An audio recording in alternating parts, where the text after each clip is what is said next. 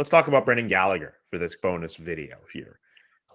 Clearly not the same Brendan Gallagher we are used to seeing as media people, fans, however you describe yourself in the scheme of things with Brendan Gallagher.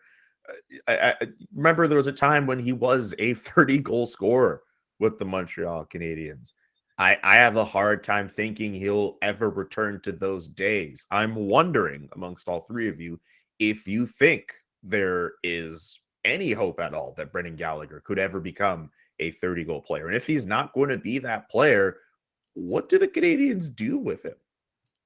Yeah, that's the tricky question with Brendan Gallagher, is that I don't think he'll ever be able to return to being that 30-goal player again, because he's a player that plays very physical. If you look at all the goals that he scores, the majority of them, they're hard-nosed goals. They're ones that he really has to sacrifice his body. He gets hurt a lot because the way he plays, and it's now starting to catch up with him at this point of his career. You know, he's had some issues this year staying healthy. He's turning 30 in May, which, you know, in the grand scheme of things is not that old, but in the hockey world, you know, you're starting to become on the other side of the line there. And just the way that he plays too, just that physical style makes it a little bit more difficult for him. And I don't think he can get back to being that kind of player before. And then the problem is he's got this contract. So other NHL teams are looking around. They don't want to pick up a contract like that with a player who can't perform the way that he used to. And that's the reason why he was able to earn that contract. But it just puts the Canadiens in a tricky situation. Yeah, he's, you know, Brendan Gallagher, I think this season to me is a write-off for him. You know, he had a groin injury he played through in the playoffs last season, and I'm sure other injuries also. A very short off season, not the time to train that he normally would have, and he's a gym junkie. Obviously been playing hurt this year. It's good that the Canadiens have shut him down now. His lower body injury, they say he has, is probably his groin again. I'm speculating here, but to me at this point, there's no point having Brendan Gallagher play again this season. Although I know he'll want to. That's the competitor he is. That to me, it's like, yeah, Brendan, get ready for next season. We need you 100% healthy when you show up for training camp next season.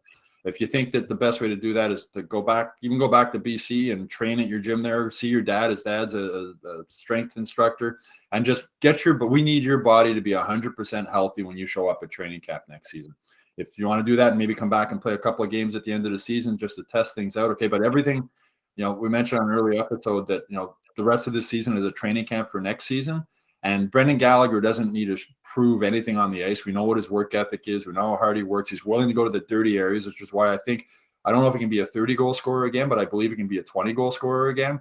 He hasn't had a regular center this year. He's been playing up and down the lineup differently. I think he needs to find a regular center. He misses Philip Danault, obviously, a lot this season. So to me, this season, I'm not ready to write Brendan Gallagher off yet because his body's been really banged up. He didn't have a full off season to train and get healthy.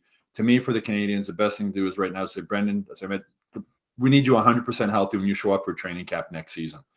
Playing more games this season, to me, is sort of pointless. And Rick, you would know, I mean, a groin injury for a hockey player is a really hard thing to recover from. So just let him get ready for next season. And if he struggles again next season, if he's fully healthy, then I'll be ready to say, okay, Brendan Gallagher might be done.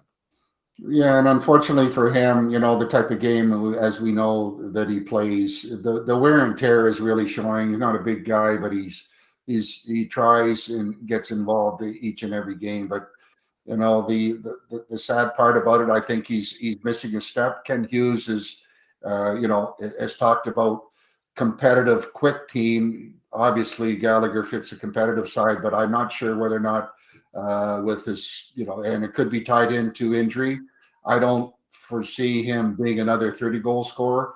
And I also have concerns whether or not he's able to keep up with today's pace of the game with some of the other guys that are, you know, knocking on the door to bring some real good speed and real good skill set versus, you know, a guy that bangs and crashes in front of the net all the time. You got to have those guys, but I think my gut feeling is he's trying to implement and bring in players that are going to be very, very active, you know, with their mobility and their speed.